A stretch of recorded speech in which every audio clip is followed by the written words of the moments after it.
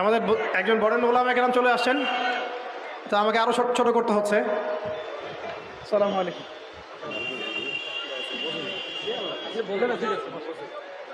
আপনার জিম্মাদারি পালন করতেছে আল্লাহ।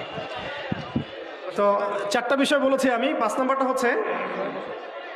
নাম্বারটা হচ্ছে যে চলমান যে ফিতনাগুলো আছে আমাদের সামনে, এই ফিতনাগুলোকে কাগজে কলমে আইডেন্টিফাই করা। আমি সহজ করে দিই আপনাদের জন্য। আমাদের সামনে ফিতনাগুলো কয়েকটা ক্ষেত্রে বিভক্ত। একটা হচ্ছে ব্যক্তিগত ক্ষেত্রে ফিতনা, একটা হলো আমাদের শিক্ষা ক্ষেত্রের ফিতনা, একটা হলো আমাদের অর্থনৈতিক ক্ষেত্রের ফিতনা, একটা হলো সাংস্কৃতিক ক্ষেত্রের ফিতনা, একটা পারিবারিক ক্ষেত্রে এবং একটা রাষ্ট্রীয় ক্ষেত্রে, এবং এর চেয়ে বড় পরিসরে আছে বৈশ্বিক ক্ষেত্রে কিছু ফিতনা।